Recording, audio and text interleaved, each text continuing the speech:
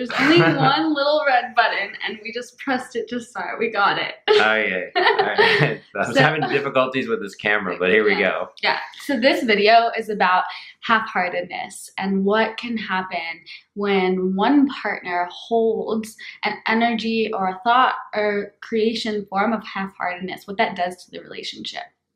And the other piece of it that goes along with that is the power of you as a creator in a relationship to create distortion or separation in your relationship by creating other timelines that basically create any form of separation, whether it is an interest in someone else or a fantasy that is deeply explored with another person, or any kind of energy that allows your consciousness to start creating other realities that aren't in alignment with the devotion and further seeding and exploration and expansion of your own relationship with your beloved.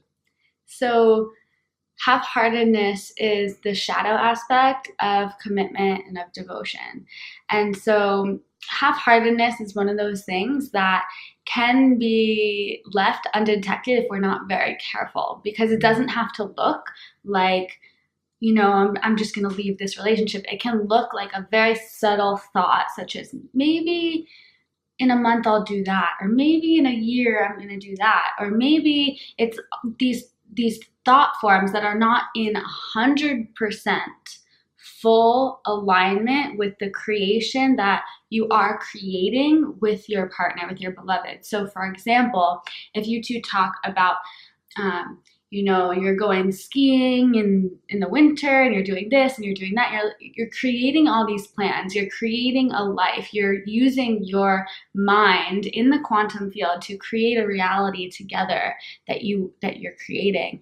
But then there are some thoughts that come contradict that, and they may come when your partner is exhibiting some shadow or exhibiting something disappointing you in any way. And then slowly but subtly, those thoughts of the half-heartedness, those thoughts start creating a whole new timeline where it's like, imagine the universe is really simple process of, I'm just going to listen to whatever you say, but if you're creating this, but then you're also creating this, then which is the universe going to deliver to you? Yeah. And so, especially in a really powerful relationship where both partners are really powerful in their creations, if there's a lot of misalignment and a lot of alternative timelining in your consciousness, it creates confusion, it creates distortion, it creates separation. And when you know, we all have that innate intuitive ability. And I think that if any of you feel into all the moments where you felt that, that's you picking up on that vibration. Sometimes when we have wounds, whenever we feel those subtle vibrations, we may feel that void with fears and projections that go beyond what is actually true. That's also possible. However, if you're feeling that your partner is starting to conjure other realities for themselves that isn't in alignment with your love, that's the opportunity to create a really safe container to talk about it, to feel into it. There's nothing that can't be talked about because it's all very natural. But the more that you can catch that energy and the more that you can talk about it, the more that you can come together as co-pilots of your own reality. And the more that you can become co-pilots of your own reality, the more incredible reality that you can create together.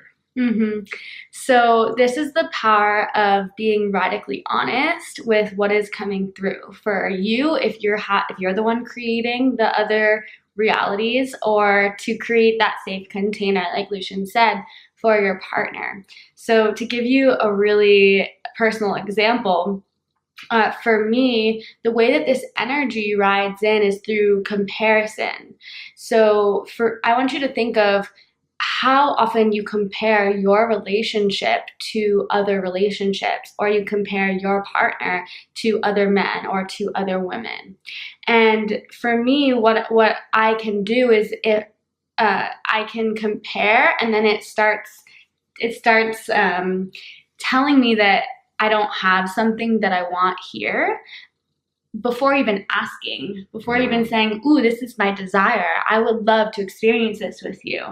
And so in this relationship, we've continually come to realize how powerful it is when one partner is doing that, when one partner is creating a desire inside, and instead of asking to be met, asking for that need or that desire to be met, the partner can go in the mind and start creating a reality in the mind that is not in alignment with this union, and it causes a lot of havoc, and it disrupts abundance coming in, it disrupts growth, it disrupts the sexiness, it disrupts all of it, because there's two timelines happening at once. Yeah, you're creating another lifetime in your mind that isn't the life that you're actually experiencing.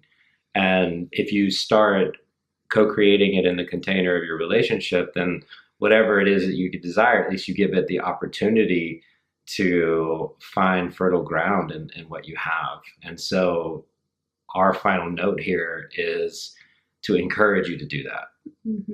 And to first start detecting in every moment that your mind, because it gets disappointed in something that your partner does, or it sees something that somebody else does that isn't showing up in your partnership, the minute that comparison kicks in, that's where you place conscious, mental, and creative mastery over your creation, which is, do I go down and explore in my consciousness this alternative timeline, or do I create some kind of experience with my partner that allows me to use that comparative moment to surface my desire in a loving way, and also build a relationship where my partner isn't constantly challenged in a negative way, that we can talk about these things in a way that is positive and co-creative. And then to do that, to basically take those energies as opportunities to co-create with your partner the life that you want to have, as opposed to a life that is separate from what you're actually in. So, as Lucian reminded me this morning, all of this is wrapped around the reminder and the idea that in the quantum field, which all of us are existing in at all times, we are all in the soup of quantum love. We are so powerful. You are so powerful. Truly accept into your reality that your thoughts are creating things. And by things, and when we speak about timelines, we speak of different pathways of where you're going next in life. So your thoughts are literally doing that in every moment. And so catch yourself when you're doing that in your relationship, and come into to realize, and you'll see in the other examples of how to speak it through, allow your desires to be met in the relationship that you're in, and at least feel comfortable enough and sovereign enough to have that conversation.